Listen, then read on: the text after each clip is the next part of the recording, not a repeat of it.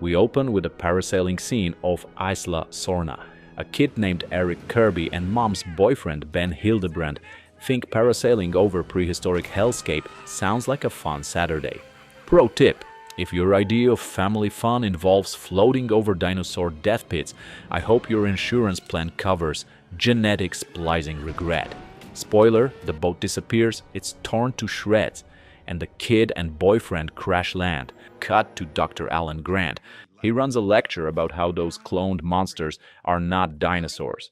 Yeah, thanks. Own up to your mistakes, like letting kids get gut chomped. Here comes Paul and Amanda Kirby, a couple so financially unstable they could be in a cheaper by the dozen special with zero budget. They offer Grant funding in return for a flyby of Isla Sorna. Grant resists. He's been betrayed by dinosaurs too many times, but they guilt-trip him, and he falls faster than a cheap lawn chair. They board a Cessna with two hunky mercs, Cooper and Enrique. The plane's doing the flyby circle. Then wham, they land. Grant's pissed. Enter Spinosaurus. This thing is massive, it's angry, and it absolutely does not give a shit about franchise continuity. It charges, crushes the pilot, stomps a lunatic merc, and rips the plane apart. We haven't even started the main course yet, and this monster's already chewing through your Michelin pilot. We get forwarded to the real-world WWE, Spinosaurus vs. T-Rex, where the Spinosaurus goes full Thanos and snaps the T-Rex's neck like a prodigal ant. Plot analysis: they kill the iconic dinosaur at minute 25. That's like burning the VHS in the prologue. There's no seatbelt warning after that. After the carnage, Grant finds out they lied. No trust fund job. They're middle-class freaks who used Grant like a Raptor GPS. Grant basically says, "You people are idiots." Eventually, they stumble into a facility, because of course they do. It's a ruined lab, straight out of Science Regret Monthly, complete with shattered glass, abandoned test tubes, and probably expired coffee in a break room somewhere. While they explore the compound, a male velociraptor attacks Amanda. The group flees the building, while the raptor calls for help. Grant picks up Billy's satchel that he dropped and becomes separated from Billy and the Kirbys. Udesky is also separated and runs into the jungle, wherein more raptors await and attack him. The raptors use his crippled body as a trap to lure Billy and the Kirbys from the tree they climbed to hide.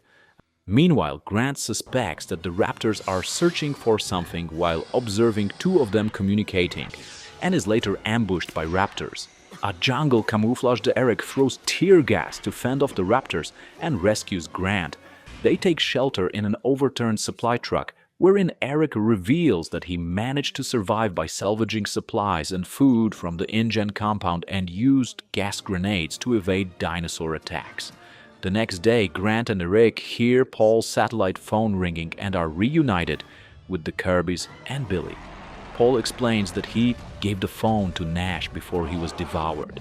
The reunion turns sour when the Spinosaur appears, as evidenced by the satellite phone ringing from inside the dinosaur. They manage to find shelter in an abandoned observatory. Now we meet Billy, Grant's litany of poor decisions. He smuggled raptor eggs to sell them in an active extinction zone. Who does that? His justification: gotta fund the lab. Dude, you're on an island where every plant will kill you. The group finds an aviary. Mist blows in like someone's exorcising a haunted house. They cross a swaying bridge on stilts and, holy hell, Pteranodons appear. Because we haven't met enough flying threats, one grabs Eric. Billy, who should have been dinner already, dives in, destroys the aviary mesh, and rescues the kid.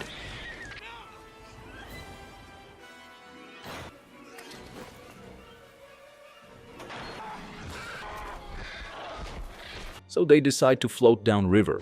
Yes, on this island of prehistoric nightmares, the most logical plan is a peaceful canoe trip like it's summer camp, and not a full-blown extinction simulator. And wouldn't you know it, they finally get the satellite phone back from a fresh pile of dino dung.